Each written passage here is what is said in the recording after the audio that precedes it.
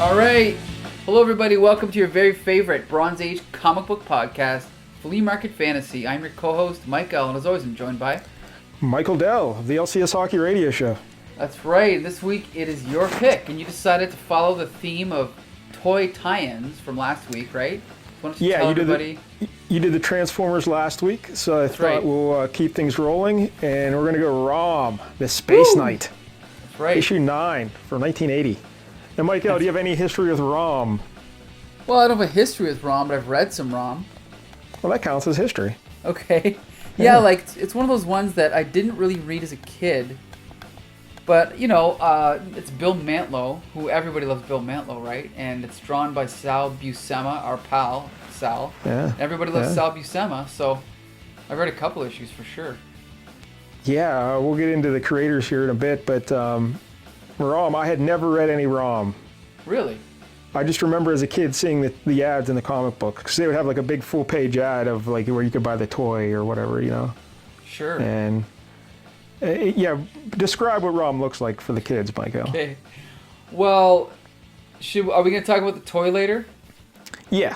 Okay, so his most distinctive feature is his face. He has like this strange robotic, like, and let's be clear, you and I are going to talk about this later. I kind of didn't know this either, but he is a human inside, but all you can see is his armor. So his head, or he's flesh inside. Technically, he's not wearing a suit. He is a cyborg. Okay, He's part human, part machine. So that machine stuff is grafted right into his body. Whoa, okay. So his head is like kind of, not square, like kind of cube, and he's got like this opening where you can see his red eyes coming through, like this black strip, and then red eyes are coming through. He's got like silver kind of armor, like covering up this humanoid body. So his torso has got like weird shoulder pad things, a little like almost like an air thing on his chest. What's that called? Like an air vent. Air thing. Kind of, yeah. And then like red lights on his chest and 6 little knobs sticking out, some weird things on his abs. And then like these funky boots. And then basically his arms and his thighs are somewhat humanoid, but they're covered in like, you know, chrome skin, like metallic skin. And he's always holding this. What's that? I have the official name for that skin here in a minute. Okay. But he's also holding... Plandanium armor. Plandanium armor. Okay. And he's holding this... He's always holding this doohickey, which I believe he named in the story, right? Well, he has 3 doohickeys. Okay. And they're like contained in subspace. So they're like... He can pull them out of thin air. And cool. The weapon he uses is called the synthesizer.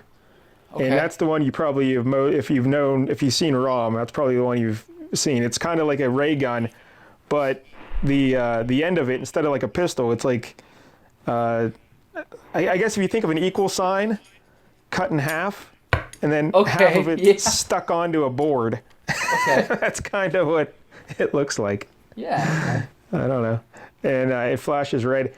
And then he also has the analyzer, which helps him analyze things, and he also has a universal translator, which helps him translate things.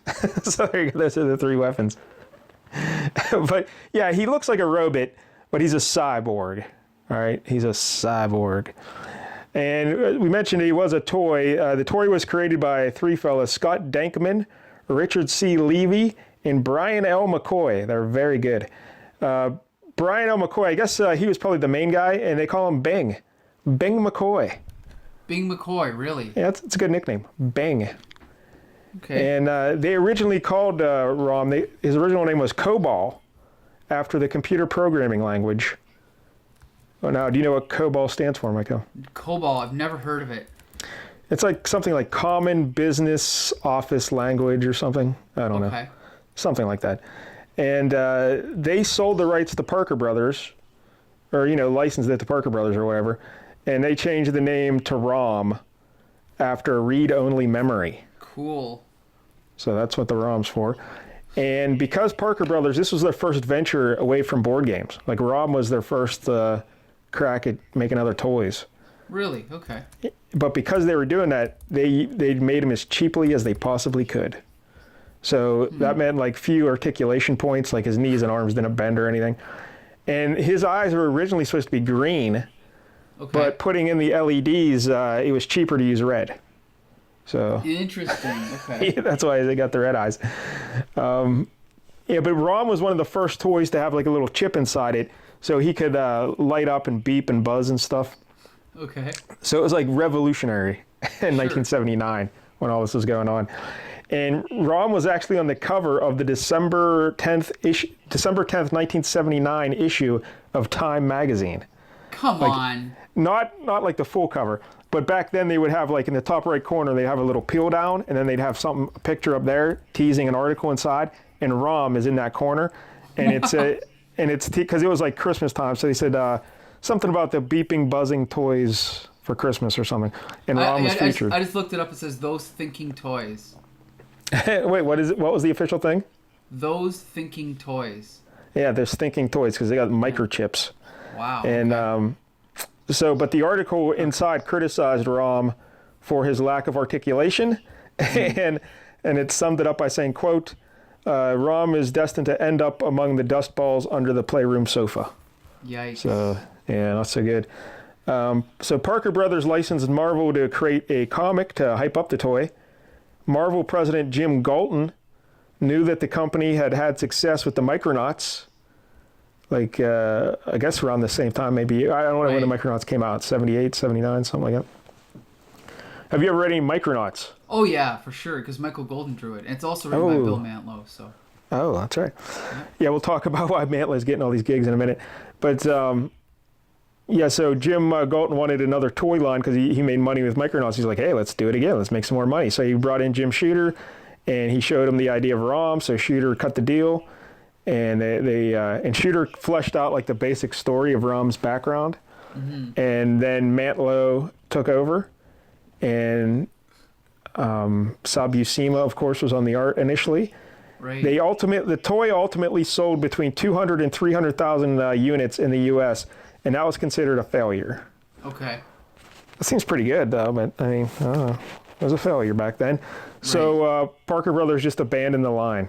Okay. The comic outlasted the toy. The comic ran for 75 issues and 4 annuals between December of 1979 and February of 1986. That's amazing. Yeah, it's crazy that it was still going in 86. Mm-hmm. Right. Mantlo wrote all 75 issues and all 4 annuals.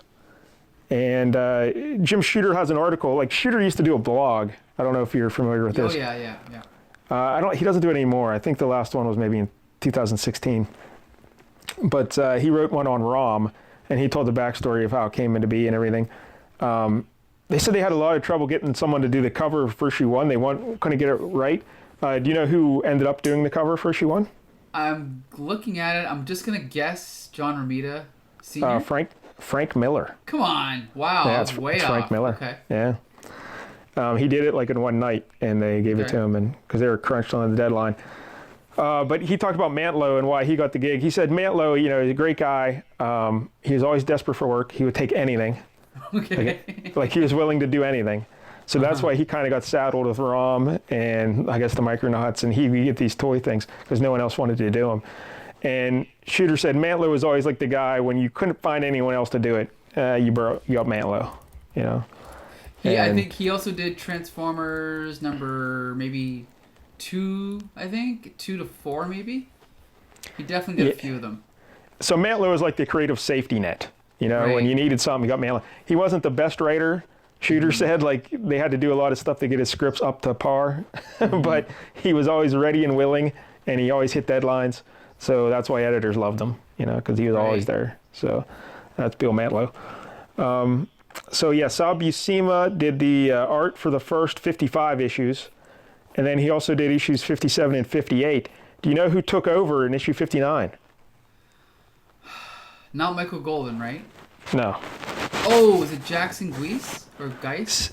Steve Ditko. Come on, really?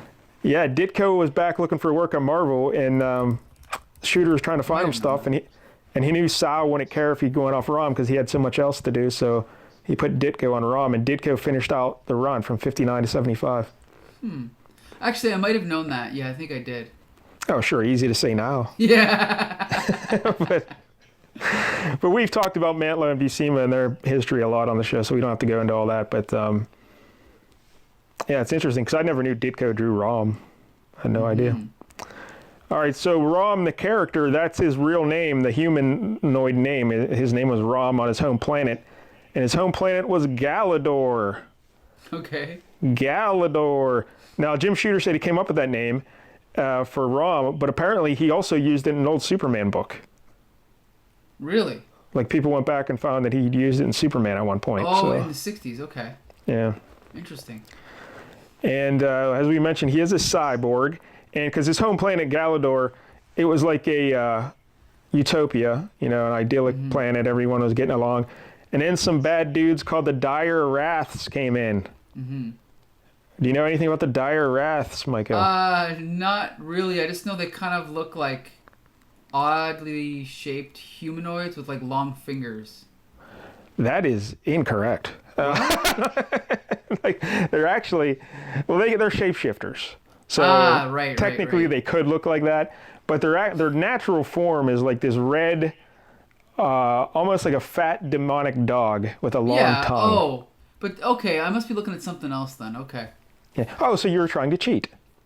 That's yeah, well, I'm skimming through. I was trying to find pictures of the toy, but anyway. Yeah, well, I don't know about their toy version. I don't know if they made a toy of them. I doubt it. But in the comic books, they're like, red, chubby, demonic dogs with long tongues. And they're actually an offshoot of the Skrulls, like genetically. Interesting. So like they were like the deviant version of the Skrulls that got into like black magic, and they became the Dire Wraths, and they were like kicked out of the Skrulls. They said, hey, you got to get out of here. Yeah. So they started on their own world, Wrath World, I believe it's called. And then they wanted to conquer other planets. So they went into Galador. And in order to fight off the Wraths, the leader on Galador, I believe his name was the Prime Director. They came up with this scheme to make cyborg space knights. And Rom was the first volunteer. And they made him into a space knight, and they made a bunch of other space knights, but Rom was like the first and the best space knight. And the deal was, if you sacrifice to save Galador, when everything's done, we'll come back and we'll restore your humanity. Because apparently whatever they did to take out of their bodies to put the robot stuff in, they kept it preserved in like a jar or something. I don't know. So we'll restore your humanity. But Rom, he wasn't satisfied when they just drove away the Dire Wraths from their home planet. He chased them throughout the universe. And he chased them back to their home planet of Wrath World. And he was still trying to kill them all. And they tricked them somehow. And they escaped. And they started going out throughout the universe and to other planets. So Rom felt he was responsible for letting them get away. So he is still obsessed with tracking them down. And he tracked them down to Earth. So that's how he came to Earth. Because the Dire Wraths are on Earth, but they're using their shape-shifting powers because they are Skrulls, sort of. So they take on humanoid forms on Earth. Then when Rom finds them, his analyzer, that other tool, can tell him that they're Dire Wraths. Then he uses his neutralizer gun to shoot them, and it doesn't technically kill them. It puts them into another dimension called limbo. Right. They go into limbo. But on Earth, they're reduced to ash. And so when Earthlings see Rom, this robot, going around shooting people, turning them to ash, they think this guy's crazy. He's murdering humans. We need to stop him. This crazy robot. He's on a killing rampage. A rampage, Michael.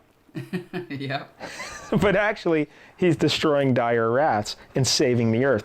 So it's the old switcheroo, like how the cops always think Spider-Man's bad, so... Right. So it always creates a lot of external conflict. So Rom's kind of like a wanted criminal, even though he's a ribbit. So there you go. That's Rom. And when he's on Earth, I guess he gets a female sidekick called Brandy Clark.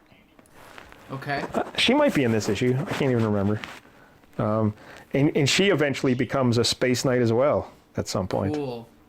So there you go. I think that's all the backstory for Rom. Now, in your research, did you come across the space... Because we have to point out, this is a licensed property, so Marvel eventually lost the license. Yes. And even though, so when I was growing up, in the 80s, when I would read Marvel Universe, all these characters had entries in the Marvel Universe. Rom, the Dire Wraths, whatever, right? They were all in there. And then like the Space Knights, there was a huge entry for all the Space Knights. And they had all these weird names like Sunshine and stuff like that. But anyway, yeah, that's Brandy Clark. I think she became like something like that, Sunshine. Yeah, something like that, right? Yeah. But anyway, Marvel actually did a revival of just the Space Knights in the 90s. So there's a comic book called Space Knights, and it's got all basically everything they could use except Rom himself, right? Because they didn't have the rights to Rom. So yeah, it's kind of a cool idea. And even just listening to this, summary or whatever, it's like this would be a great movie, I think. Yeah, it is a good idea. And they actually were, I read on Wikipedia that they were actually planning a movie of some sort with Rom, G.I. Joe, and a bunch of other toy properties that were all going to be in one universe, kind of. Right. And I guess someone was working on the script in 2018, but I don't know. One other note about the Rom, because we've mentioned Bill Mantlo, his sad story. He was hit by a car, and he's been in rehab, living in a rehab center, ever since. And so a bunch of creators got together, I think around 2014 or 16, something like that, and they redid issue 1 of Rom. And they had like 20 different artists recreate it. They each drew one page, and all the proceeds went to Bill Mantlo's care. So that's nice. Oh, really? That's cool. Yeah. That's so there you go. That's the Rom. One other feature about the Rom, his body, it kind of looks like he's wearing metal mittens. Like he doesn't have fingers. It's true. Yep. Yeah. So that's a little weird, but it is. I don't know. It's all right. I guess we're good for the issue then, Michael. All right. Sweet. Okay, so you want to talk about the cover? Yes. All right. Rom Space Knight, number 9, 40 cents. We got the Marvel Comics ribbon across the top. We've got the corner box. We've done a couple issues in a row where we had the corner circle, right? But this is the corner box. And that's a great picture of Rom in the corner box. That's awesome. Yeah. Like, that doesn't look like Buscema, though. I don't know. No, I don't know who it would be, but yeah, you're right. It doesn't look like him. But yeah, he's got the glowing red eyes, and it also looks like he has glowing red nipples. Yes, it does. Yep. Yeah. Well, yeah, it's just like if you see his armor in the toy and all that, yeah, he's got little lights that come through there as well. I guess little LED lights. But yeah, he's like looking up, and like there's all space behind him and whatever. It's a really cool shot. So that we got, so this issue, we got this funky colored logo, yellow and green logo, which I stole for the thumbnail colors. We've got Beware Serpentine or Serpentine, depending on how you pronounce it. Yeah, I don't know. What do you want to go with? Serpentine? I guess Serpentine, sure. I have no idea. Sounds like Either turpentine. way. Yeah, and then and basically, I mean, I didn't even look, but I know that this cover is drawn by Michael Golden, right? That is correct. That's why I picked it. Awesome. So I just went through the covers, and I knew you like Michael Golden, so I'm like, oh, he drew a bunch of covers for Rom, actually. He's so good. Like, I love this cover. We talked about him many times, but he's definitely the predecessor of Todd McFarlane. Like, McFarlane ripped off a lot of his, ripped off, but influenced by him. Shooter said it was easier to get people to do covers because you could get bigger name, like no big name artist really wanted to work on Rom because it was a toy, but you could get a lot of good artists to do covers because they paid more and the artist could then sell the original artwork to make money. See, this explains a lot because Michael Golden did covers for Transformers, G.I. Joe, now at ROM. He did interiors for Micronauts, but I mean, I've met Michael Golden a bunch of times and seems cool, but he's very clearly running a business. Yes. Like, his table, I don't know if you've ever seen him at conventions, but his table is just a gigantic booth of prints. And his agent, Renee Witterstater, is just pumping those prints. If you come within, smelling distance of that table, she's trying to sell you something. But anyway, I just remember watching an interview with him when he was just talking about it's a business. It's not really, he doesn't love comics, right? It's just a business. Right. So I'm like, all right. It's kind of heartbreaking, but... Yeah. So yeah, we got Rom, a great shot of Rom standing in like water up to his knees. And or I guess halfway up the calf, I guess. And then there's a bunch of skulls and ribs and bones in the water. Right. And he's reflected in the water, and then sneaking up behind him is Serpentine, right? Yeah, and he looks like a big dragon lizard kind of guy. Right. With like a walking the sword and a gun. Ankylosaurus or something, yeah. Yeah. And like the shadows on him are incredible on Serpentine. Everything about Rom looks great too. Like the way the light is kind of coming up from the bottom, so there's shadows on his back and on his side. It's just great. Yeah, like even though he's a robot, like we talked about, that armor's on him. It's almost like skin, so you see the muscles in his legs and arms and. Right. And I know you mentioned Todd McFarlane, but I also got to mention Art Adams. Like you can clearly see Art Adams was scooping, Michael Golden's anatomy here, like absolutely. Especially like in the forearm. Yeah, definitely looks like an Art Adams forearm. Yeah, totally. So. And he's holding. Which one is this? The neutralizer? That's the neutralizer, the gun that sends him to limbo. Yeah. Okay, it's cool. But yeah, this is a great cover.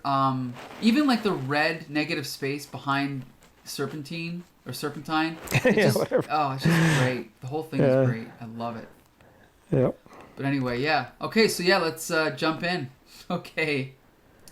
So, I'm going to take a sip of water and I'm going to read this huge intro. Okay, you ready? Okay. Yeah, that'd be good to read that. I didn't even read it when I read it today, but I'm going to read it now. Okay, ready? Yeah, go ahead. 200 years ago, the evil dire wraths threatened this peace-loving planet Galador. In their homeworld's darkest hour, 1,000 brave young Galadorians sacrificed humanity itself to become cyborg warriors, a last desperate line of defense. Though hopelessly outnumbered, these space knights triumphed and pursued the remnants of the Wrath's horde across the universe, now alone in the enemy's mightiest stronghold on a backward planet called Earth. That's where we live. One Galadorian warrior faces his most awesome challenge. Let me just point out. Oh, I'm Wait, sorry. I gotta do the Stan Lee. Stan Lee presents the greatest of the Space Knights, Rom. Yeah, I thought it was done, but yeah, the Stanley part. Right. But let me just point out, all these years later, like this came out in 1980, so 40 years later, Earth is still backward. Yeah, you're right. Planet. That's awesome. And the title is The Stalker and the Night. Yep. And we open up here with a shot of Rom at the bottom of this kind of hole, like not a hole, not like a mining shaft type thing. And he's looking up, and you can see the opening in the ground, and like the moon is above. But he's at the bottom of this like lit cave type thing, and he's just chilling out. And he's just had he's not chilling out. He's not chilling out. He just had an adventure, right? Yeah, he's like preparing figure out how to get out of here. He can't. Well, first of all, let's just say this is a great shot. I think. Yes, it is great. The perspective and everything is tremendous because you're seeing it like a worm's eye view looking up at Rom. Yeah. And then at the top we see the hole that he fell in, but we also see the moon in the hole. Yep. So because it's giving light down into the hole. So yeah, it's just great. And he's like dripping with water for some reason. So. Yeah. And then he's talking about how his systems are numb, as if he's been exposed to intense cold, colder than the depths of space. And he's kind of like leaning up against the wall because he can barely walk. And it's just even that second page, what a cool shot of him just leaning up against the wall. And then it flashes back to him explaining some of the stuff you talked about how he's hunting these dire wraths, but they're in human form, but he's killing them, but people think he's killing humans. And then here, this is really cool. So armed with his neutralizer, Rom has been banishing these wraths to a shadowy dimension called Limbo. But to real humans, it appears that Rom has been murdering other humans. But they show him actually destroying caskets. Because these people are like, there's like a funeral line of like 5 caskets, and he's destroying them all. It's kind of cool. And then it cuts to the next shot, and he's talking about another. Well, I guess it was in like he followed him to a cemetery, and that's where he was getting all these wraths. And it was raining out. That's why he's wet in the first picture. Right. And the wraths called on. What is this big evil bird, Michael? It's like a big shadow bird. Deathwing, a creature that feeds on souls. Yeah, and that big bird is the one that knocked him into the grave. And then, like, the grave had a false bottom or something, and he fell all the way through. Right. Into this pit. Right. So cool. And so, yeah, he's walking through and he's narrating, and then basically he's using his that's the analyzer. The analyzer. He's like, I have recovered enough to start looking for an escape from this pit. I must summon my energy analyzer from hyperspace. And the analyzer registers enormous power. So now he's got to figure out where this power is coming from, right? Yeah, because it's not dire wrath or it's not human, but he's confused to what it could be. So Right. So he's got to keep walking through this cave. And then we cut above. Now we're introduced to Serpentine. And this is, again, a really cool sequence. We open up with Serpentine standing at the top of this opening. And there's the moon behind him and the tree, you know. Like, it's just a great shot. Then a close-up of him. And then he starts climbing down this opening. It's so cool. And then he gets to the bottom. And we can see Rom way in the background, like down further in the cave. And then he just starts following him as he's narrating this head, right? Well, thought bubbles in his head. Yeah, and this Serpentine fella, he kind of crawled down the pit like Spider-Man on all fours. Right. And we should also mention that in the interior art, he is red. On the cover, he was green. Let me just jump back and check that. You're right. Nah, that's got to be a mistake then. Yeah. But yes, I'm guessing the cover, they just screwed it up. But Right. But yeah, it's also really cool. He's also talking to himself, and he's like, you know, for if the dire wraths are to die, mine must be the hand that slays them, and mine alone. So swears the one the wraths call, the stalker in the night. So swears Serpentine. It's kind of cool that he's using his own nickname, but anyway, that's awesome. Yeah, I mean it's ridiculous, but it's awesome at the same time. Yeah, it is both at the same time. So then we cut to our supporting cast, who I don't really know. Well, I think that lady is Brandy Clark, right? Yeah, Brandy. Yep, Brandy. So Brandy and her boyfriend are trying to convince the cops. It's a classic sci-fi thing where they're trying to convince the cops what's going on, and of course, you know, once they get to the end of the explanation, the cop is like, "Space robots, evil aliens. I've heard enough." Right? Even though he actually admits in the next panel, "I only believe this ROM exists because I saw him vaporize Police Chief Rogers in her own backyard." But why can't you believe the rest of it? But you don't believe it when they tell you about it. Right. Because when he first starts getting mad, he talks about the space robots, and they had never mentioned space robots up to that point. So I'm like, well, how did he know it's a space robot? And he goes, well, I saw it with my own eyes. But then why don't you believe it if you saw it with your own eyes? Ridiculous. And I guess this Brandy Clark, she was in like issue 1, and like she saw Rom fighting the Wraths and stuff, and so I don't know. I don't know if she becomes his love interest at some. I'm guessing she does at some point. I don't know. Probably. Yeah. So basically, so the cops don't believe him. So she's like, oh yeah. So then the doctor. Oh yeah. So then this whole time they've been talking about who is it that was in the hospital? I think it was the deputy, right? Okay. So then the doctor comes out and he's like, I'm afraid Artie Packer won't be of much help to anyone, miss. He died on the operating table 5 minutes ago, which is great bedside manner. That's exactly how you want to tell someone they care about is dead, right? You want to be dramatic about it, you know? Yeah, he was a state trooper. Okay. Because the sheriff was all mad. He's like, that guy who's almost torn apart is a friend of mine. And they say, well, he was a friend of ours too, Sheriff. Right. But yeah, they find out he's dead. Yeah, this doctor looks real sinister. Like even in like when he makes the announcement, and then like 2 panels later, you see him peering out the corner of his eye. Right. So I'm thinking, is that guy a dire wrath? I don't know. Could be. Yeah. Well, then we cut to the next panel, and then we get a great shot of this doctor lighting up a cigarette. Right in the hospital. Yeah, and and it's not just a little bit of smoke. The whole room fills with smoke. It's hilarious. 1980. How things have changed. And then of course, so then this is the detective, I guess, and he's talking about how he's like, hey, he's like, by the way, are you a Scorpio by any chance? Yes, why? Oh, I'm on my way to Washington with these birth records. Well, it seems all the men killed by that ROM were born on the same day, November 9th, 1943. Funny, huh, Doc? Yes, that's quite a coincidence. Yeah, he's got to be dire wrath, right? Yeah, and maybe when they're filling out their paperwork, they just filled in the same birth date for everybody. Right. But that guy's the coroner, I guess. He was. Okay. Because he asked him if he has an autopsy for the murders. So I don't know. But yeah, they're all born on the same day. Guess it's just a coincidence. Yeah. Nothing fishy going on there. So, Not very good at covering their tracks there, eh? there's something else. Oh, I guess we should say Brandy and her boyfriend, they got arrested because they're somehow getting blamed for the death of somebody.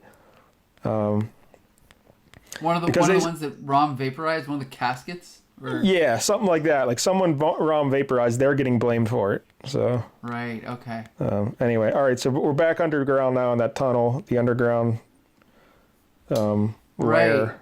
So now, yeah. So Rom is doing some further investigation, and he comes across a pile. He comes across an ashen heap, the remains of rats who were slain while in human form. And then we see some skeletons, right? Yep. And then, someone's coming from behind. So his sensors his eyes start glowing, right? So that means something's going on. And he turns around, and he's like, "By Galador, what manner of creature are you?" And then we see Serpentine standing there. "I am Serpentine, the one-eyed, the stalker in the night, the last." Yeah, of he my says he's kind." Serpentine the one-eyed, but I don't know. I could have sworn I saw his other eye a few times in here. Yeah, because we I always don't see know. his left eye. His right eye's usually in shadow, but I swear we saw it once or twice. Yeah, good point. And like, I don't know why he has that detail, but whatever.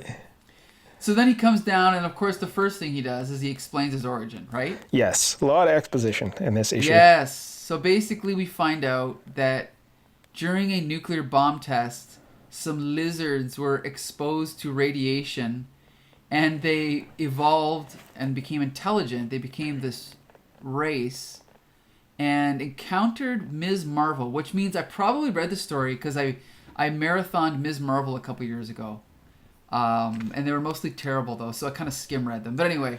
Well, I guess the military tried to come down and kill them all, and they enslaved the humans. So then Miss Marvel came to, right everything, right all the wrongs. Right. Right. And so basically, he's like, at her suggestion, one of our leaders hypnotically erased all memory of our race from the minds of the freed humans. Right. So, yeah. So I guess then they were fine for a while. But then the dire wraiths came and killed their entire race, right? Yeah, and here a lot of the dire wraiths look like I don't know. Yeah, they just look like green, purple dudes with red goblins. hoodies. Yeah, like the Green Goblin or something. You're right. Yeah. And it's funny because usually Marvel is very particular about giving issue numbers, but it doesn't say where these issues were. So that's obviously an issue of Ms. Marvel, but the next one was an issue of what? Was it Rom? I don't know. I don't think it's an issue of anything. I think they're just doing a flashback. Okay. Yeah, he's just filling you in on what happened. But yeah, the dire wraiths came down into their cavern and they just slaughtered them all.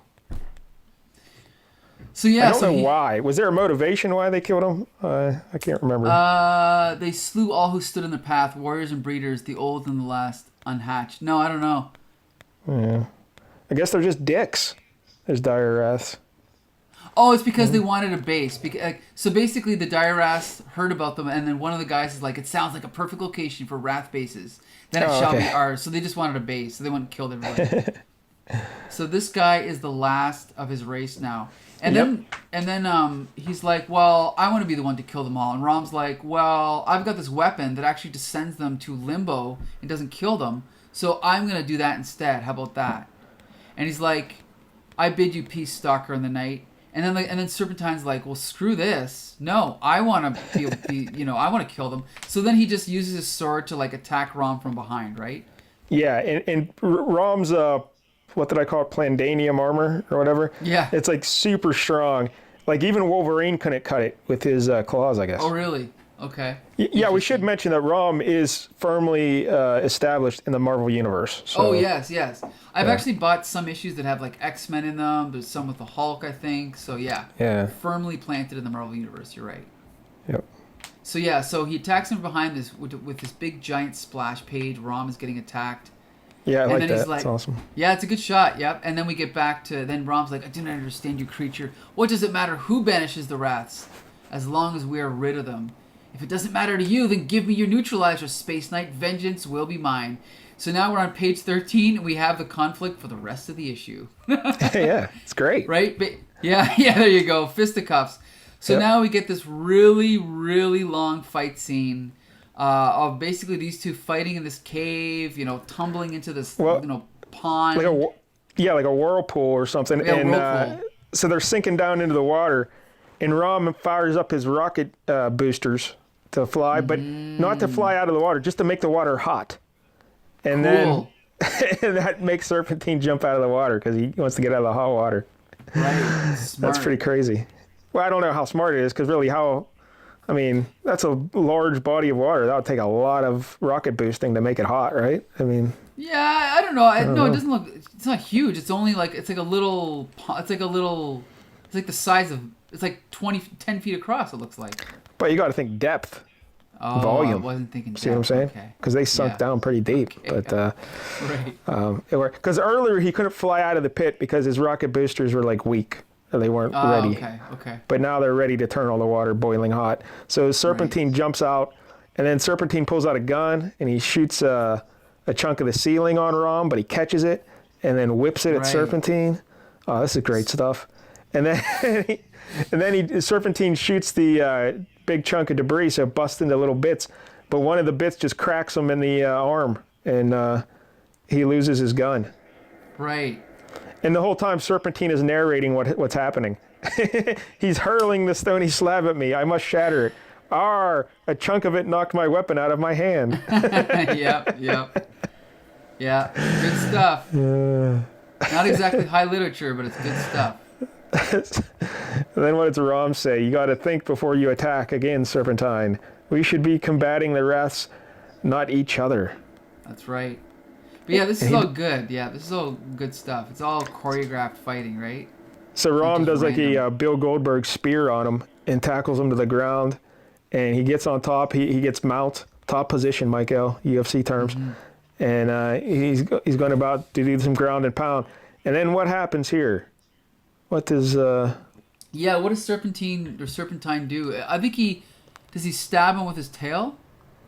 Oh, yeah, he cracks him in the back with his tail, right? Right. Yeah, flexing his powerful tail, Serpentine snaps Rom's spine back sharply. But then Rom throws him across the cave, and then Serpentine smashes into one of those things. Stalagmites. Right? There you go, stalagmites. And then Serpentine picks up the stalagmite. And because it's real sharp and pointy. Yeah. Right, it's like a huge, giant, like, sword, kind of, but bigger. And he's, like, running towards Rom. But then as he's running, what happens? He hits a skull of a skeleton that happens to be there. And he's like, no, I'm slipping. Arg! And then we cut away to Rom's reaction. No! Because just as he's falling, we see that he's about to land on what did you call it again? Well, the stalagmite tip fractured off, but stuck in the ground. Yeah. Right, and it happens to be pointing up. Just as goes he's right falling. into his chest. Right into his chest. So we cut to now it's the next moment, and now he's already laying on his back with this thing through his chest. And then he's like, Serpentine has fallen, plunging his stony spear into his own breast. And again, that's Rom saying that. That's not a narrator saying that. Yeah, it's Rom saying it. Right, explaining. Yet he lives. Perhaps there is still time to save him. No, Rom, it is too late. But the madness has passed. You were right. I was driven crazy by the thought of being alone, the last of my race, a friendless avenger in a lonely world. That's how I feel about myself. Do not grieve for me, Space Knight. I go to join my people. Then we get the classic Marvel walking away shot.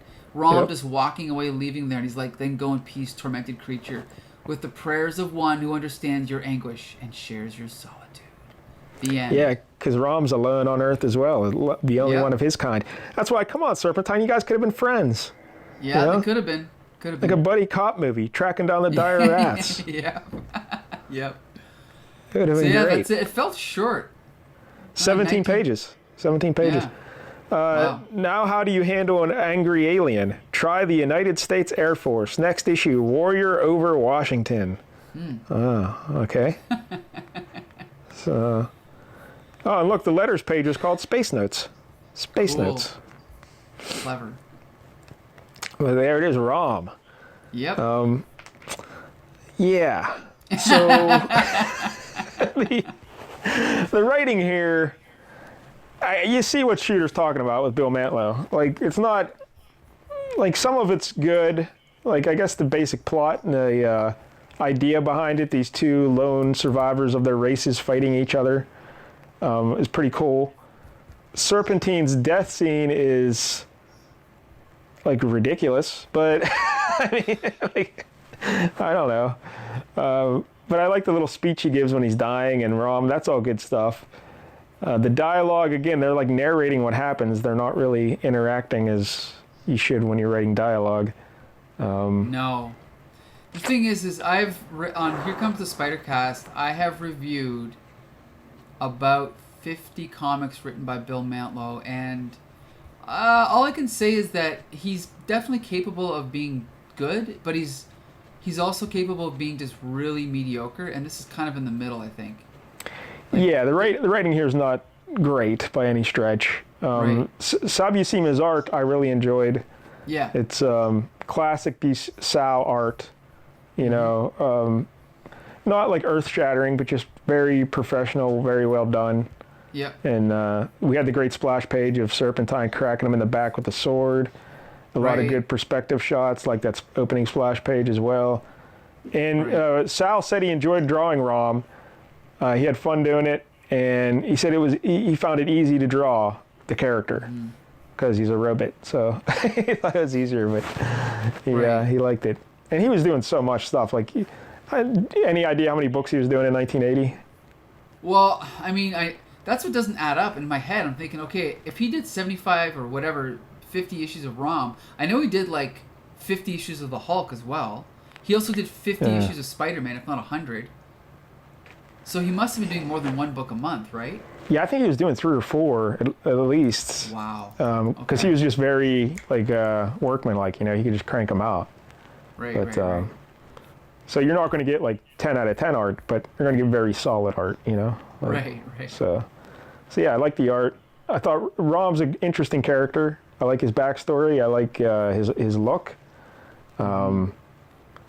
Like in wrestling, Mike, how you say, hey, well, you look for their look. Can they work in the ring? And are they good on the mic? You know? So for Rom, he's got a good look. He can work in the ring. We saw him with Serpentine. He was doing good work. A lot of good fighting scenes. But he's not so good on the mic. His dialogue's not that great. Right. Good point. Yeah. But other than that, I enjoyed it. You know? Yeah, I mean, their characters are well defined. There's some good subplotting going on. I guess my only biggest criticism is that it's really half the book is a fight scene. Well, that's not a criticism. That is a selling point. I wish there was more of that subplot. I mean, we really only get 2 pages of that subplot. The rest is just Rom and his Serpentine. That's plenty. I don't want to see. I don't buy Rom to see humans. I buy Rom to see robots, cyborg robots, fighting lizards. That's what I want to see. And it was awesome. I mean, it was definitely enjoyable, but yeah, kind of like, this is like baseline Marvel, as I call it. It's definitely not bad, but it's not great, but it's solid Marvel. Like, if you just want, you know, a peanut butter sandwich, this is it. Right here, you know? Oh no, I'm slipping. And he breaks the stalagmite right into his chest. Right. That's great. Yep. But I might read more Rom. I don't know. I kind of was intrigued. Even though the writing was pretty awful, I don't know. Well, it's like we said, it's a really cool concept, you know, and I've read a few issues, and it's definitely interesting. So, yeah, it's probably worth reading. So what would you give it 1 out of 10, Michael? Woo! I guess in the grander scheme of things, it might be a 5, but I'm going to give it a 6 just because, you know, like I said, even mediocre Marvel is still great. It's still Sal Buscema, so yeah, I'll give it a 6. I'll give it a 6 as well. I was thinking about going 7, but that's probably a little much. But yeah, because I like Sal's art. The character's great. So yeah, I'll give it a 6. 6 seems about right, you know? So, yeah, I think so, yeah. All right, Michael, next week. Okay.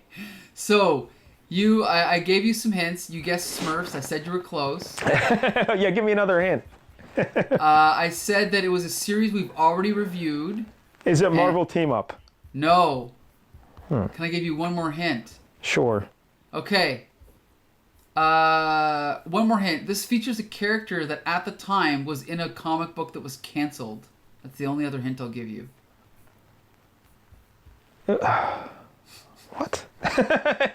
So okay, last hint. I like to tie things into numbers, right? Next week's episode is number 66, which in my head sounds like 666, which is Oh, the in number my head, of... it sounds like Mario Lemieux. We're doing the No, comic book that's not what I history was of thinking. Mario Lemieux. Nope. This is going to be awesome. No. Can't wait. What? No. It's Is number... it Damian Hellstrom? Close! I was gonna pick him, but I Ghost went even Rider? more literal. More literal. The number of the beast. It's Amazing Adventures number 11, featuring the first appearance of the furry beast. Oh. Dun, dun, dun. Oh. But Yeah. Beast isn't satanic. He's just Beast. No, but his name is the Beast. Yeah. Yeah. Isn't that- sign of the Beast is the devil. I know. That's what I was gonna pick. Son of Satan, but I didn't. Whatever. Yeah.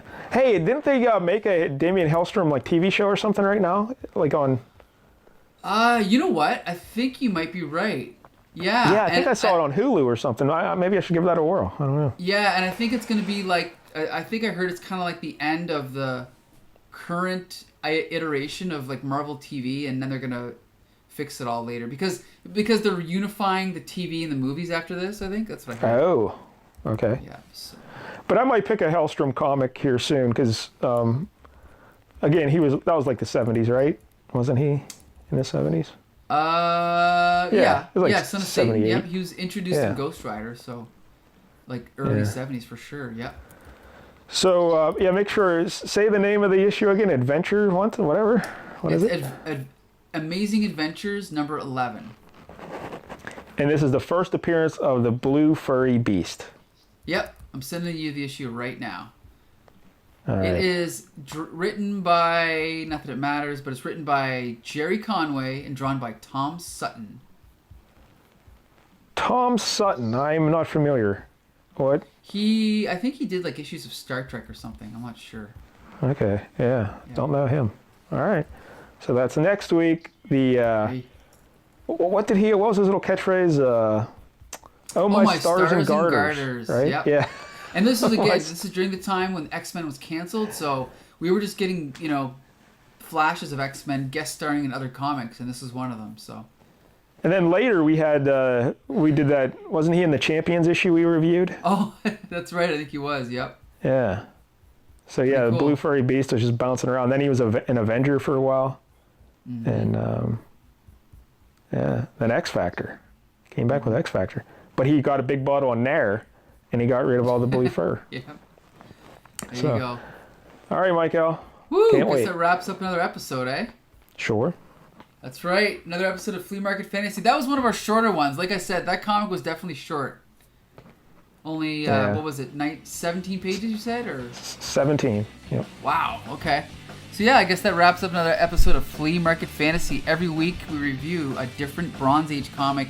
1 week Mike Dell picks, 1 week I pick. You can find us on iTunes, Stitcher, Spotify, under Comic Book Syndicate. You can find us under Twitter, YouTube, Facebook, and the Comic Book Syndicate website. So until next Tuesday, disperse!